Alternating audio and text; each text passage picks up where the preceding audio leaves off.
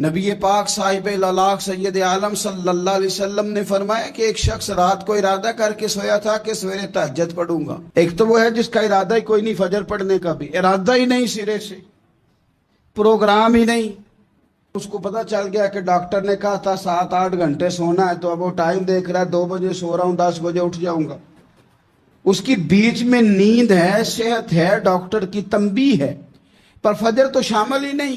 حالانکہ اس بات کو اچھی طرح سمجھ لیں، اگر آپ کا فجر پڑھنے کا ارادہ ہے اور 4 بجے کا 3:45 بجے کا آپ نے الارم لگا لیا ہے، تو 2 دن آپ کو الارم جگائے گا، تیسرے دن آنکھ خود بخود کھل جائے گی۔ انسان کی نفسیات ہوتی ہے کہ 2 دن وہ کسی چیز بھی اپنی عادت کو سونے جاگنے میں پکا لے تو تیسرے دن وہیں اس کا وہ مزاج بن جاتا ہے۔ تو اگر نیت ہی نہیں، ارادہ ہی نہیں، پروگرام ہی نہیں، تو کیسے آنکھ کھلے گی؟ بلکہ پھر تو یہ ہوتا ہے کئی دفعہ آنکھ کھل بھی جاتی ہے، بندے اٹھ بھی جاتے ہیں پر اٹھتے ہی نہیں، نماز کا وضو ہی نہیں کرتے، آگے بڑھتے ہی نہیں، ہمت ہی نہیں کرتے۔ لیکن حضور کیا فرما رہے ہیں؟ کریم محبوب علیہ السلام فرمانے لگے جس کا تہجد پڑھنے کا ارادہ تھا لیکن نیند غالب آ گئی، اٹھ نہیں سکا۔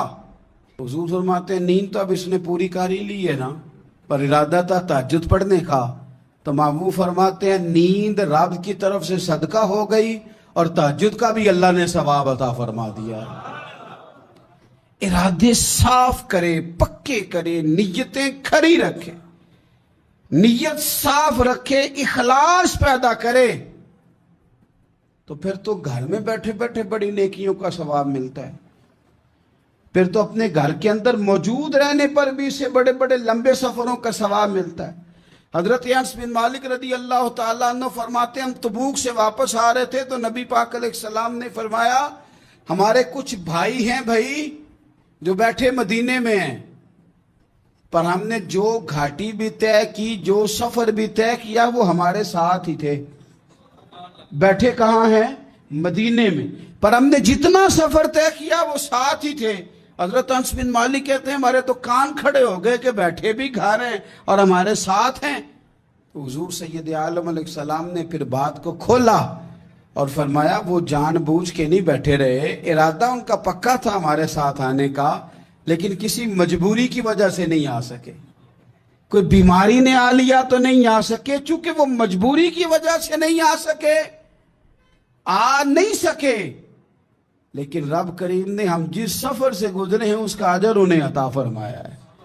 ثواب میں، اجر میں وہ برابر کے شریک ہیں، چونکہ ان کا ارادہ پورا تھا، پروگرام پکا تھا، وہ آنا چاہ رہے۔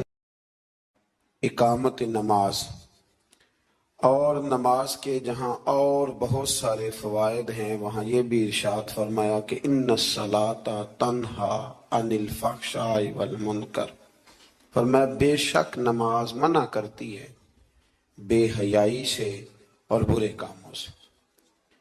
نبی رحمت علیہ السلام کی خدمت میں عرض کیا گیا تھا کہ یا رسول اللہ صلی اللہ علیہ وسلم ایک شخص رات کو نماز پڑھتا ہے پر سویرے چوری بھی کرتا ہے، ہم تو بڑی جلدی کہہ دیتے ہیں نا کہ کیا فائدہ اسے اس کی نماز کا، کیا فائدہ اسے اس کی عبادت کا۔ حضور صلی اللہ علیہ وسلم کی جب بارگاہ میں یہ سوال پوچھا گیا کہ حضور رات کو عبادت بھی ٹھیک کرتا ہے اور سویرے چوری بھی کرتا ہے تو حکم کیا ہے؟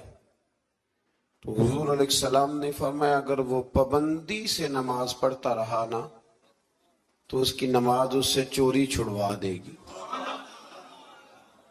اس لیے کہ نماز بے حیائی اور برے کاموں سے روک دیتی ہے۔ اگر کوئی کمزوریاں ہیں انسانی تقاضوں کے تحت تو نماز کی پابندی کرے۔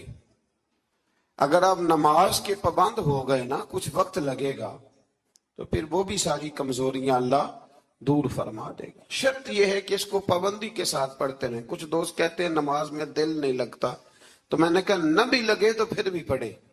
تو میرا سوال یہ ہے کہ ایک آدمی بالکل فارغ ہے، سوائے نماز کے، عبادت کے، سونے کھانے کے اسے کوئی کام نہیں، اور ایک شخص بیچارہ مزدور ہے، وہ ریڑھی لگاتا ہے، مثال دینے لگا ہوں، وہ ریڑھی لگاتا ہے، اس کے پاس دکان بھی نہیں ہے کہ وہ شٹر نیچے کرے یا تالا لگا کے چلا جائے. اب وہ نہ کسی کو کہہ کے آیا کہ یار ذرا 10 منٹ ٹھہرنا، میں نماز پڑھ کے آیا. تو وہ چلا گیا. وہ بڑا بے چین ہے کہ میری پیچھے ریڑھی بھی ہے، وہ بندہ جلد باز نہ ہو جائے، وہ نکل نہ جائے، وہ میری تھوڑا سا میرا راس ہے، 2-4 ہزار کا مال ہے، غریب آدمی. نماز بھی اس نے پڑھی، توجہ اس کی پیچھے لگی رہی. ایک بالکل فارغ تھا، کوئی مجبوری نہیں تھی، اس نے بھی نماز پڑھی. آپ یہ بتائیے کہ زیادہ ہمت کس نے کی؟ اس کا تو دل ہی نہیں لگا نماز میں، ریڑھی کی فکر تھی. لیکن ہمت زیادہ اس نے کی، اس لیے کہ اس کی مجبوری ہے، اس کے لیے آزمائش پیچھے کھڑی ہے، تیار ہے. دوائی کھانے میں دل لگتا ہے؟ کیوں کہتے ہو دل ہی نہیں لگ رہا آپ کا؟ خدا نہ خواستہ خاکم بدن، اللہ ہم سب کو معاف فرمائے، اگر بچے کا آپریشن کرانا پڑ جائے تو دل کرتا ہے؟ کیوں کراتے ہو؟ اس کے لیے ضروری ہے. تو بھائی یہ فلسفہ ہی غلط ہے کہ میرا دل نہیں لگتا تھا تو میں نے چھوڑ دی. دل تو کئی دفعہ انسان کا دکان پہ بھی نہیں لگتا، بیچ دو گے. نہیں دل کرتا کام پہ جانے کو تو ریزائن کر دو گے. تو یہ تو بالکل سرے سے بات ہی بڑی عجیب ہے. ہاں دل لگنا چاہیے، نماز سے دلچسپی ہونی، لیکن نہ بھی لگے تو ہم کو دل کے لیے نماز نہیں پڑھ رہے، رب کے لیے نماز پڑھ رہے. ہاں یہ بات سمجھ لیں، نماز دل کے لیے نہیں، نماز. وہ دیکھیں نا، ایک صاحب کہتے ہیں جی میں 5 نمازیں پڑھتا ہوں تو روزی میں برکت پھر نہیں ہوتی. تو میں کہتا ہوں وہ عبادت کرتے ہو کہ تجارت کرتے ہو؟ پیسے کمانے گئے تھے؟ پیسے کمانے گئے تھے کہ نماز پڑھنے گئے تھے؟ تو نماز آپ کو بے حیائی اور برے کام سے روک دے گی، پر شرط یہ ہے کہ نماز کی پابندی کرے اور بر وقت پڑھے اور تھوڑی صحیح کر کے پڑھے. مطلب نماز پڑھی جاتی ہے، اہتمام نہیں ہوتا. یعنی لوگ بھاگ کے وضو کرتے ہیں، فٹافٹ آتے ہیں، بھئی آج ہو گیا ہے. بڑی جو بندہ گاڑی بھگا کے لاہور پہنچنا چاہے تو وہ 15 منٹ جلدی پہنچ سکتا ہے، 1 گھنٹہ پہلے پہنچ سکتا ممکن نہیں میرے عزیز، ہو نہیں سکتا. جلدی نماز پڑھنے سے آپ کیا کر لیں گے؟ صحیح کر کے پڑھیں، سونی کر کے پڑھیں، تسلی کے ساتھ پڑھیں، ٹھنڈے دل کے ساتھ پڑھیں. مطلب نماز پڑھے تو پھر مزہ آئے. امام اعظم کا ایک پڑوسی ہے تو وہ کہتا ہے کہ امام صاحب نا گرمیوں کے دنوں میں نا چھت پہ چڑھتے تھے، جو کہ میرے گھر میں عورتیں نہیں تھی، مرد ہی تھے زیادہ، اور میرا ایک بچہ تھا چھوٹا. کہتے ہیں کہ وہ چھت پہ نماز پڑھا کرتے تھے تو وہ اتنی دیر تک کھڑے رہتے کہ لگتا کوئی ستون کھڑا ہے، رات کو ستون محسوس ہوتا. اتنی دیر تک وہ تلاوت کرتے، اللہ کی بارگاہ میں کھڑے رہتے. تو فرماتے ہیں جب ان کا انتقال ہوا تو میرا بیٹا کہنے لگا کہ ابا جی پڑوسیوں کی چھت پہ جو کھمبا تھا، جو ستون تھا، وہ کہاں گیا؟ تو کہتا میں رو پڑا. میں نے کہا بیٹا وہ ستون اور کھمبا نہیں تھا، وہ تو ابو حنیفہ تھا جو اپنے رب کے حضور کھڑا رہا کرتا تھا. تو دلچسپی پیدا کریں. اللہ تعالیٰ ہمیں رمضان کے بعد بھی پابندی صلاۃ کی توفیق عطا فرمائے. آیت نمبر 46 میں اہل کتاب سے بحث اور مباحثہ اور مجادلہ کے آداب اور اسلوب تبلیغ کے شائستہ اور پسندیدہ ہونے کا بیان کیا گیا. جب آپ تبلیغ کریں تو آپ کے جملے بڑے شستہ ہونے چاہیے، صاف ستھری بات آپ کریں. قرآن مجید نے کہا نا ادعو الی سبیل ربک بالحکمہ والموعظۃ الحسنہ، لوگوں کو اللہ کی طرف بلاؤ تو خوبصورت نصیحت کے ساتھ، حکمت کے ساتھ اور اچھے انداز میں.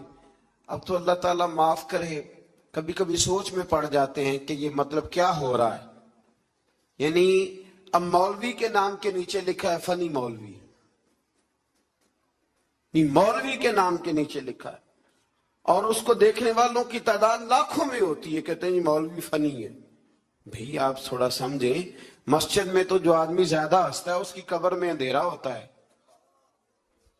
آپ یہ کیا کر رہے ہیں؟ ہاں کوئی بات ایسی آ جاتی تھی تو اللہ کے نبی بھی مسجد میں مسکراتے تھے، حضور بھی مسکراتے تھے، صحابہ بھی مسکراتے تھے. اور صحابہ کہتے ہیں حضور جب مسکراتے تھے تو دانتوں سے نور نکلتا تھا، مسجد نبی کی دیواریں بھی چمک اٹھتی تھی.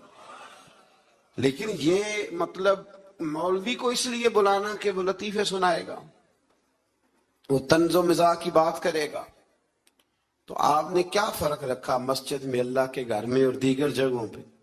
آپ ذرا سمجھیے اس بات کہ وہی بات جو قرآن نے کہی کہ لوگوں نے دین کو کھیل تماشا بنا لیا ہے، معاذ اللہ، لوگوں نے کھیل تماشا سمجھ لیا ہے، تو کس طرف مطلب قوم لگ گئی ہے، اور بڑا بڑا عروج ہے اور بڑی بڑی باتیں ہیں، بیچ میں ہے کیا کہ لطیفے سنائے جا رہے ہیں اور داستان سرائی ہو رہی ہے اور کہانیاں ہو رہی ہیں، اور قوم ہے کہ وہ اس پر لگی ہوئی، اچھی نصیحت، خوبصورت جملے۔ میرے رسول کریم علیہ السلام کے غلام کہتے حضور جنت کا ذکر کرتے تھے تو یوں لگتا تھا ہم جنت کی سیر کر رہے ہیں، حضور دوزخ کی بات کرتے تو ہمارے خوف سے رونگٹے کھڑے ہو جاتے، اور حضور قیامت کا ذکر کرتے تو یوں لگتا کہ نکل کے باہر جائیں گے تو قیامت آ جائے گی۔ یہ انداز تھا حضور کا بات کرنے کا، تو لہذا بڑی شستہ، بڑی صاف ستھری اور بڑی میٹھی اور بڑی ٹھنڈی بات کریں۔ دین کی بات جب آپ کریں تو پھر اس میں حسن چھلکے۔ عام آدمی اور دیندار آدمی کے لب و لہجے میں فرق ہونا چاہیے، اسے سمجھنا چاہیے۔ اللہ توفیق عطا فرمائے۔ رسول اللہ صلی اللہ علیہ وسلم کی صفات میں سے ایک صفت نبی امی ہونا بھی ہے۔ امی کا معنی اعلیٰ حضرت نے فرمایا بے پڑھا ہوا، جس نے دنیا میں کسی سے پڑھا نہ ہو۔